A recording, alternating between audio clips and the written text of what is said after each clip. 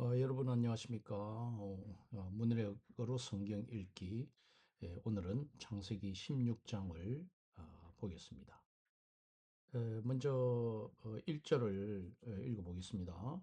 아브라함의 아내 사레는 출산하지 못하였고 그에게 한 여종이 있으니 애굽 사람이요 이름은 하갈이라 이렇게 되어 있습니다. 우리가 성경을 읽을 때 특히 이제 16장을 읽을 때 그냥 지나치기 쉬운 1절은 사실상 이 드라마의 모든 갈등을 설계한 설계도와도 같습니다.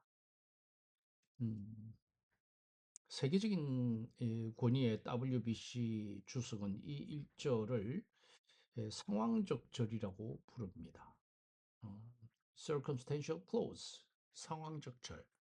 쉽게 말해서 앞으로 벌어질 폭풍 같은 사건들을 설명하기 위해 무대 위에 소품과 인물을 미리 배치해 두는 것과 같습니다. 가장 먼저 등장하는 인물은 바로 아브라함의 아내 사레입니다. 그런데 텍스트는 그녀를 소개하자마자 치명적인 결핍을 붙여버립니다. 바로 출산하지 못했다는 사실이죠. 여기서 주목할 점은 사례의 위치입니다.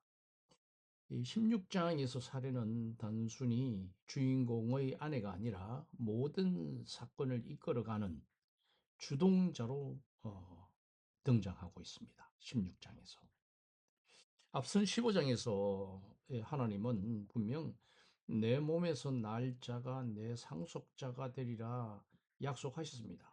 하지만 16장이 들어서자마자 성경은 약속 대신 사례의 불임이라는 차가운 현실을 대조시킵니다. 주어 자리에 놓인 사례의 마음속에는 이제 하나님의 약속보다 자신의 결핍이 더 크게 자리 잡기 시작한 것입니다. 그리고 이 성경은 사례의 시선이 머무는 곳에 또 다른 인물을 배치합니다. 바로 하갈입니다.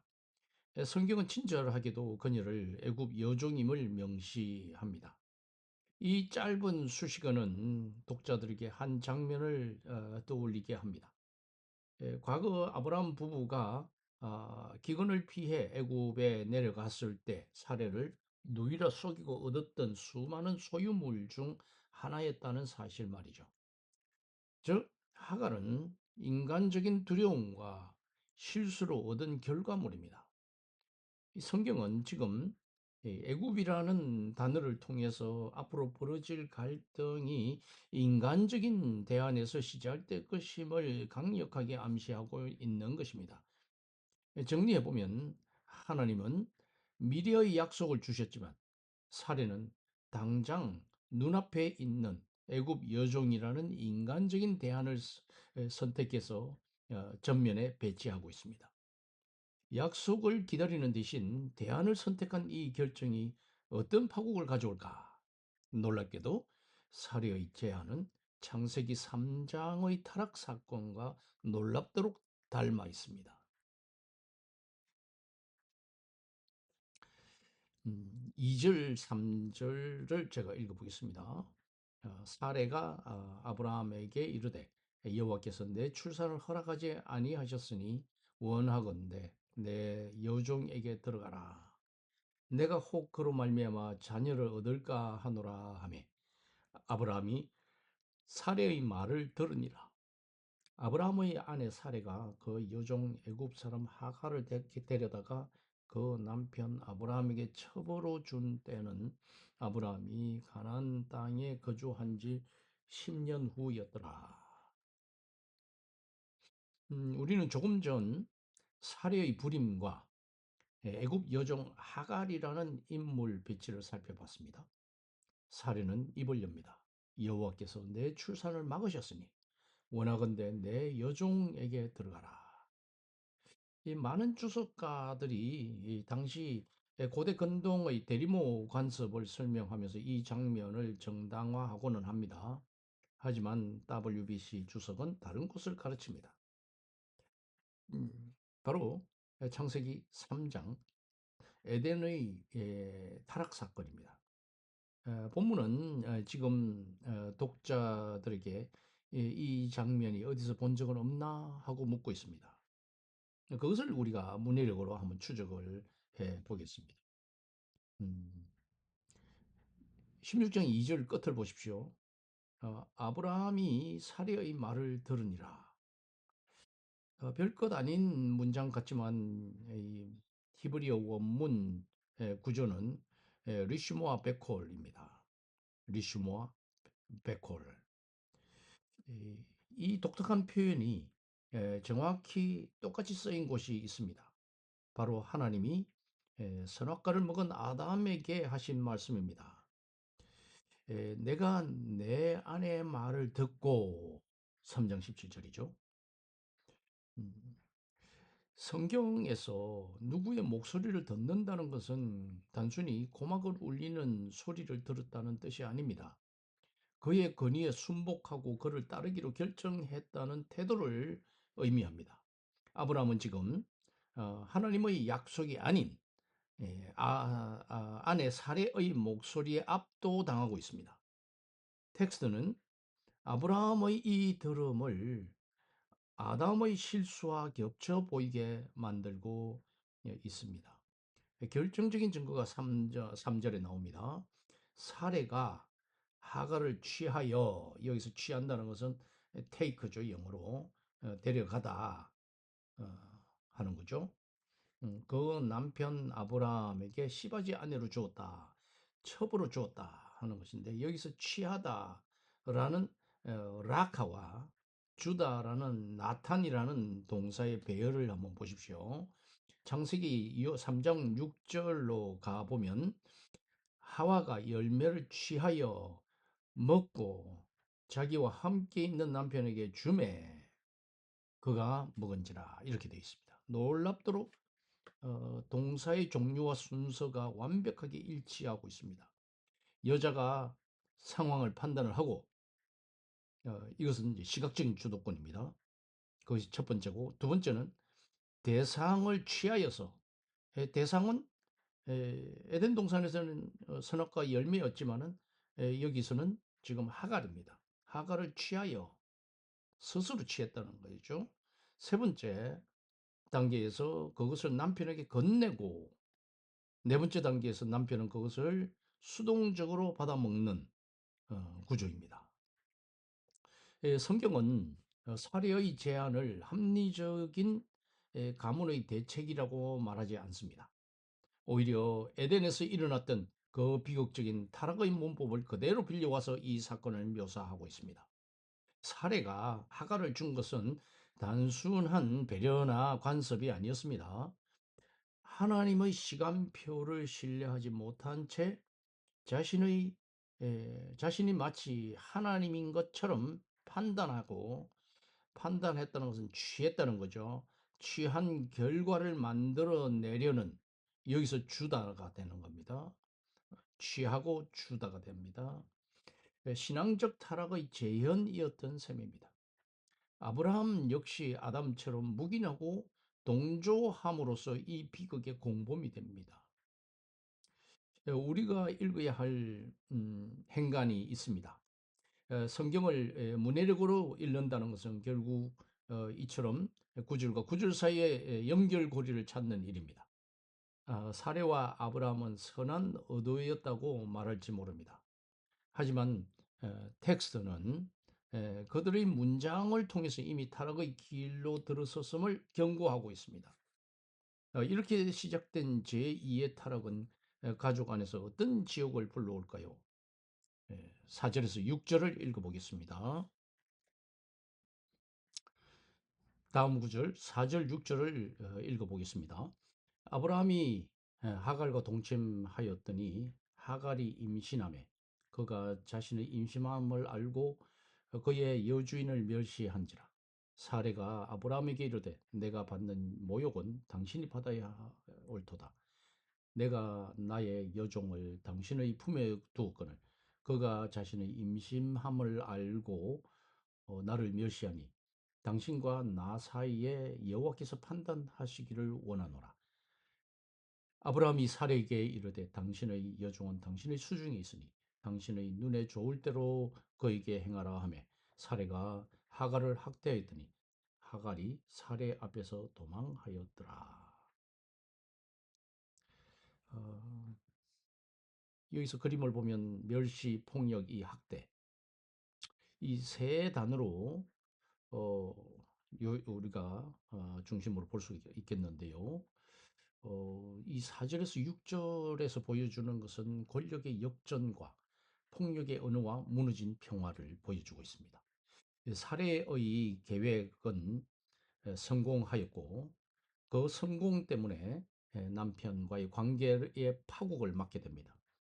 조금 전에 우리는 사례와 아브라함이 하나님의 이 약속 대신 인간적인 대안을 선택하며 에덴의 타락을 재현하는 장면을 목격했습니다. 4절은 그 계획이 성공했음을 알립니다.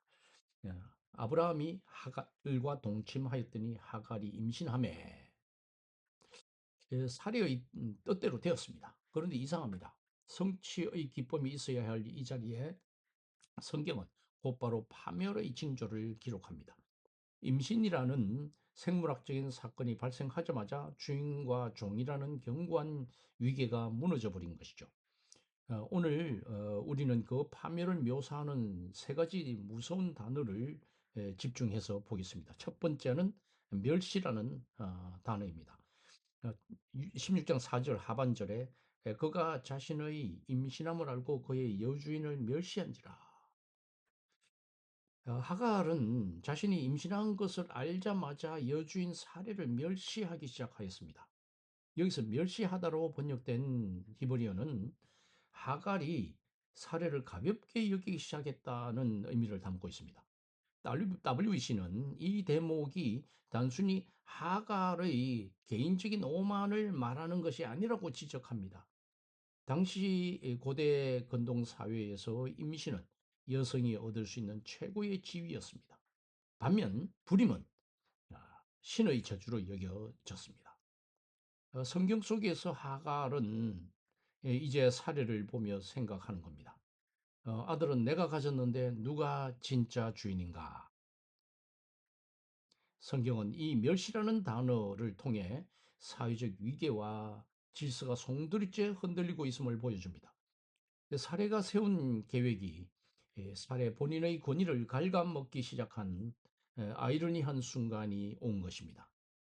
두 번째, 폭력이라는 단어에 집중해 보겠습니다. 16장 5절 상반절 자막에서 음, 사례가 아브라함에게 이르되 내가 받은 모욕은 당신이 받아야 옳도다. 화가 난 사례가 아브라함을 몰아세웁니다. 우리나라 말 성경에는 내가 받은 모욕이라고 부드럽게 번역되어 있지만 히브리어 원문에는 하마스, 폭력입니다. 우리가 오늘날 뉴스에서 자주 듣는 단어, 그 단어 맞습니다. 하마스. 성경에서 하마스는 단순한 모욕이 아니라 질서를 파괴하는 무법한 폭력을 뜻합니다. 창세기 6장에서 노아의 홍수를 불러온 그 죄악의 핵심이 바로 이 하마스였습니다. 사례는 지금 하갈의 태도를 자신에 대한 폭력으로 규정하고 있습니다. 창세기 6장이 나오는 노아의 톨레도스에서 11절에 6장 11절에 그때에 온 땅이 하나님 앞에 부패하여 포악함이 땅에 가득한지라. 여기서 포악함이 바로 하마스입니다. 창세기 6장 11절의 하마스는 인류 전체를 심판에 이르게 한 공적인 폭력이었다면 16장 5절의 하마스는 한 가정을 파멸로 몰아가는 사적인 폭력입니다. 여기서 문해력 포인트는 사례의 태도에 있습니다. 사적인 욕망, 그 욕망은 사례의 계획에 의해서 세워진 것인데 계획을 세우게 만든 욕망이었는데 결국 공적인 파멸, 하마스를 불러왔다 하는 것입니다. 아브라함은 이 하갈을 아브라함에게 보낸 것도 사례 자신이었고 그 결과 사례가 원하는 것이었습니다만 상황이 어긋나자 그녀는 이 모든 책임을 이제 아브라함에게 전가하면서 폭력이라는 극단적인 단어를 동원하고 있습니다. 관계는 이제 대화가 불가능한 전쟁터가 되었습니다. 이번에는 학대라는 단어에 집중해 보겠습니다. 그림의 맨 오른쪽 밑에 있죠. 어, 그 그림을 잘 보면은 그 밑에 피해자와 가해자가 바뀝니다. 16장 6절에 보면 사레가 하갈을 학대하였더니 하갈이 사레 앞에서 도망하였더라 이렇게 되어 있죠. 아브람은 방관합니다. 당신의 여종이니 당신의 눈에 좋을 대로 하시오. 주도권을 이제 되찾게 되었습니다. 아브라함의 말에 의해서. 이 주도권을 되찾은 하라는 사례는 하갈을 학대하기 시작합니다. 학대라는 단어는 소름 돋는 복선을 품고 있습니다. 훗날 사례의 후손인 이스라엘 민족이 애굽에서 노예 생활을 하며 당하게 될 그 고통을 묘사할 때 쓰이는 단어가 바로 이 학대입니다. 지금 사례는 애굽 여인 하갈을 학대하고 있습니다. 훗날 애굽 사람이 사례의 후손을 똑같은 단어로 학대할 것입니다. 성경은 독자들에게 질문합니다. 과연 누가 가해자이고 누가 피해자인가? 사례는 자신이 피해자라고 주장하며 하마스를 외쳤지만 결국 권력을 잡자마자 학대를 일삼는 가해자가 되었습니다. 결국 하갈은 살기 위해 광야로 도망칩니다. 정리하겠습니다. 창세기 16장 4절 6절은 세 단어로 요약이 됩니다. 질서가 무너진 멸시,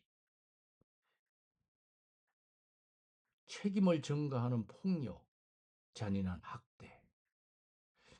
하나님의 약속을 인간의 손으로 이루려 했던 결과 축복의 아들이 아니라 지옥과 같은 관계였습니다. 하지만 이야기는 여기서 끝나지 않았습니다. 성경은 이제 이 지옥에서 탈출해 광야로 숨어든 한 여인을 추적하고 있습니다. 7절에서 14절까지 말씀을 통해서 이 고통의 현장을 찾아오시는 보는 하나님을 살펴보도록 하겠습니다.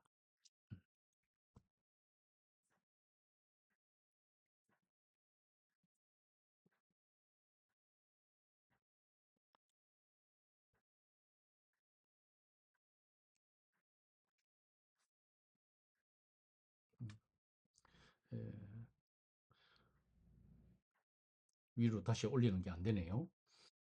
음, 자, 샘물, 키아즘을 보면 샘물에서 시작해서 우물로 끝납니다. 이 대칭 구조 한가운데에서는 이스마엘이라는 이름과 지금 앞에 있는 그 키아즘의 그 구조를 생각하시면 되겠습니다. 지금 PPT를 다시 되돌릴 수가 없어가지고 이스마엘이라는 이름과 하나님의 약속이 자리 잡고 있습니다. 성경은 지금 하갈이 버려진 것이 아니라 하나님의 철저한 설계 속에 있음을 구조로 증명하고 있습니다. 이렇게 볼 때 오늘날 중동 지역에서의 갈등은 하나님의 설계 속에 진행되는 것임을 알 수 있습니다. 그 하나님의 설계 속에는 지금 사례의 인간적인 욕망, 그것도 다 같이 설계되어 있는 것을 우리는 생각해 볼 수가 있겠죠. 음. 16장 8절에서 하가라 어디서 왔으며 어디로 가느냐 내 여주인 사례를 피하여 도망하나이다. 음, 여호와의 사자가 묻습니다. 음, 하가라 어디서 왔으며 어디로 가느냐 몰라서 묻는 것이 아닙니다. 성경 속에서 하나님의 질문은 언제나 인간의 상태를 직면하게 만듭니다. 몰라서 묻는 것이 아니라는 겁니다. 여기서 하갈의 이 놀라운 이 문해력을 볼 수가 있습니다. 아담은 어디 있느냐는 질문에 자신을 숨겼습니다. 가인은 아우가 어디 있느냐는 질문에 거짓말을 했습니다. 하지만 어, 하갈은 정직합니다. 이것이 하갈의 문해력입니다. 내가 이렇게 답변합니다. 내가 여주인 사례를 피하여 도망하나이다. 하갈은 자신의 고통과 처지를 숨기지 않습니다. 이 정직한 언어가 들려질 때 비로소 하나님의 구체적인 개입이 시작됩니다. 비록 여종이지만. 성경은 이방인 여종 하갈이 믿음의 조상들보다 더 투명하게 하나님 앞에 서 있음을 대조적으로 보여줍니다. 그래서 축복을 하시는 것입니다. 여기서 우리가 주목해야 할 단어가 있습니다. 그것은 바로 이스마엘과 엘로이입니다. 그것은 들으심이라는 뜻이고 그것이 이스마엘이고요. 보심, 엘로이. 이제 하나님이 이름을 주십니다. 하나님이 들으셨다는 뜻에서 이스마엘이라는 이름을 주셨고 또 들으셨다는 11절을 보시겠습니다. 여호와께서 내 고통을 들으셨습니다. 그러면 하나님은 뭘 보셨을까요? 우리는 앞서 사리가 하갈을 학대한 것을 보았습니다. 하갈은 비명을 질렀을 것이고 울었을 것입니다. 아브라함은 외면했고 사리는 비웃었습니다. 텍스트는 선언합니다. 하나님이 그 고통의 소리를 들으셨다고 전합니다. 이에 하갈은 하나님께 이름을 붙여드립니다. 엘로이, 나를 살피시는 하나님, 나를 보시는 하나님입니다. WBC 주석은 이 장면을 흥미롭게 분석합니다. 하갈은 하나님이 눈앞에서 사라진 뒤에야 비로소 그분이 나를 보고 계셨구나 라고 깨닫습니다. 이것이 인간이 신을 경험하는 전형적인 방식입니다. 보이지 않는 곳에서 나를 보고 계셨던 그 시선에 대한 뒤늦게, 뒤늦은 그러나 강렬한 고백이 되었습니다. 그래서 그 샘의 이름을 보엘라 헤로이라 불렀습니다. 이 만남은 단순히 추억으로 끝나지 않고 지명으로 기록됩니다. 보엘라 헤로이, 나를 살피시는 살아계신 분의 운물이라는 뜻입니다. 하갈은 이제 더 이상 갈 곳 없는 도망자가 아닙니다. 그녀는 하나님의 들으심과 보심을 체험한 증언자가 되어서 다시 그 고통의 현장인 사례의 집으로 돌아갈 용기를 얻습니다. 텍스트는 이 인물의 이름을 통해, 이 우물의 이름을 통해 하나님의 관심이 아브라함의 천막 안에만 머무는 것이 아니라 쫓겨난 여종이 있는 광야 한복판까지 미치고 있음을 확증하고 있습니다. 정리해 보겠습니다. 창세기 16장 중심부인 광야 장면은 우리에게 말합니다. 인간의 계획이 실패하고 관계가 폭력으로 치달을 때 그 파편을 온몸으로 맞으며 광야로 내몰린 이들을 하나님은 찾아오시고 물으시고 보시고 들으신다는 것을 말입니다. 하갈은 하나님을 보았고 하나님은 하갈의 고통을 들었습니다. 이제 결론으로 들어가겠습니다. 지금 나타난 그림이 이제 마지막 그림인데 좀 빨리 넘어왔습니다. 창세기 16장의 역설입니다. 인간의 성취와 텍스트의 소외 이런 제목으로 되어 있죠. 왼쪽에는 인간의 계획, 내가 그로 말미암아 자녀를 얻을까 하노라. 이 하갈로 말미암아. 오른쪽은 사라진 주체죠. 사례의 이름으로 이렇게 나타나 있고요. 보겠습니다. 드디어 창세기 16장이 이제 막을 내립니다. 광야에서 나를 살피시는 하나님을 만났던 하갈은 다시 아브라함의 천막으로 돌아옵니다. 15절에 마침내 기다렸던 아기가 태어납니다. 말씀을 안 읽었네요. 읽겠습니다. 하갈이 아브라함의 아들을 낳으매 아브라함이 하갈이 낳은 아들의 이름을 아들을 이름하여 이스마엘이라 하였더라. 하갈이 아브라함에게 이스마엘을 낳았을 때 아브라함이 86세였더라. 표면적으로 보면 살해의 계획은 성공한 것처럼 보입니다. 집안에 아이의 울음소리가 들리기 시작했으니까 말이죠. 하지만 우리는 오늘 이 마지막 구절 속에 숨겨진 문해력의 반전을 찾아내야 합니다. 사례가 그토록 원했던 결과가 정작 텍스트 속에서 어떤 모양으로 기록되고 있는지 그 서늘한 진실을 어, 확인해 보겠습니다.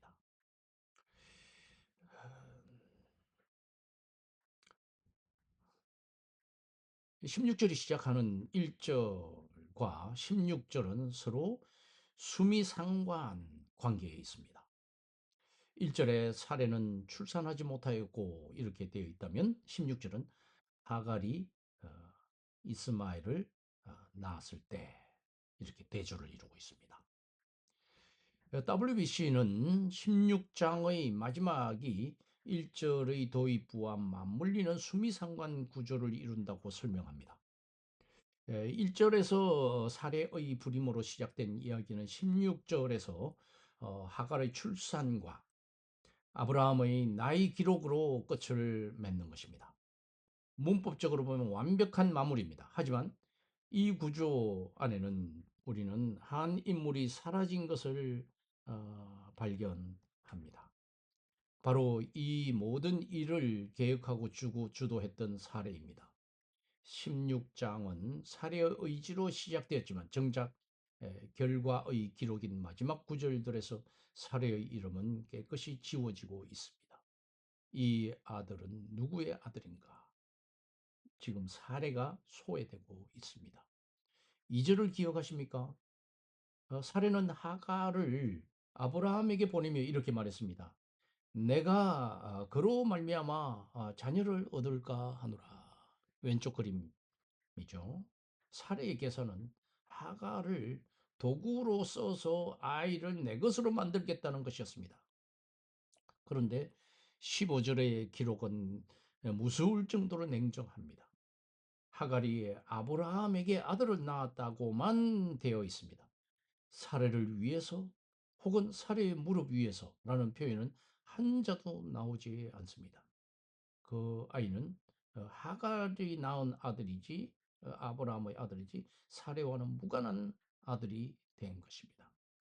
텍스트는 이 아이를 오직 하갈과 아브라함과의 관계로만 정리를 하고 있습니다. 아이의 이름을 누가 짓습니까? 아브라함이 짓습니다. 고대 사회에서 이름 짓는 행위는 그 대상에 대한 권리를 의미합니다. 천사의 예고를 전해 들은 하갈, 그리고 그 말을 하갈이 하는 그 말을 신뢰한 아브라함. 아브라함은 하갈이 천사의 전해준 하갈에게 전해준 말을 듣고 이름을 짓습니다. 이스마엘이라. 사례는 이 아이에 대한 영적인 법적인 그런 지분이 그런 지분에서 완전히 밀려나게 됩니다.